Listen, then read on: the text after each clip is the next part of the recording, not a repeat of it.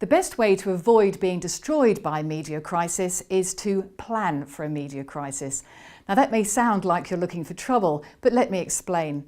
If you had a fire in your warehouse, you would have a plan in place and you would act quickly to put the flames out.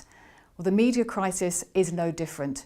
You need a plan. You need to know what you're going to do to dampen down the fire and hopefully put it out altogether.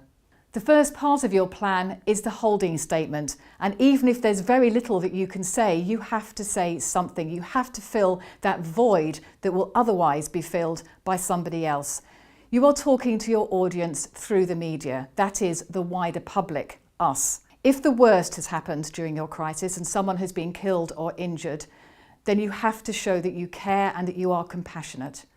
Make sure you know the name of the person or people affected. Make sure you have contacted the families either directly or through a healthcare professional. And it may be that in your holding statement, the one that you put out within the first few hours of the crisis, only contains that care and compassion. That's fine. The next thing you may have to do as a spokesperson is talk to the media, talk to journalists. And remember that journalists are only asking you the questions that they think their audience would ask if they were in their shoes. So don't take it personally and do try and address the wider audience. Show care and compassion, especially if there has been something awful that has happened to people as a result of the crisis, but be honest. Don't say things that you can't back up. Don't say things that you don't know to be true. It's okay to say, I don't know yet, we're still investigating. Finally, by the end of the crisis, you have to take back control and you have to show your customers and the wider public that you are back in charge. It's this reassuring message that is often the most difficult to convey. It's best done through examples.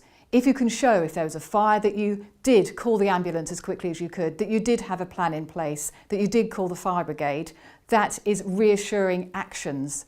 Make sure that you've got as many of those in your plan before you even have the crisis, and make sure that when you do have a wrap up, maybe at the end of the day, that you can list the action points that you've made. By the end, this is your checklist. C-A-R-E, care. C, have you shown concern and compassion? A, have you got action points that you have taken? R, are you able to reassure people that you are back in control? And you do that through E, through your examples.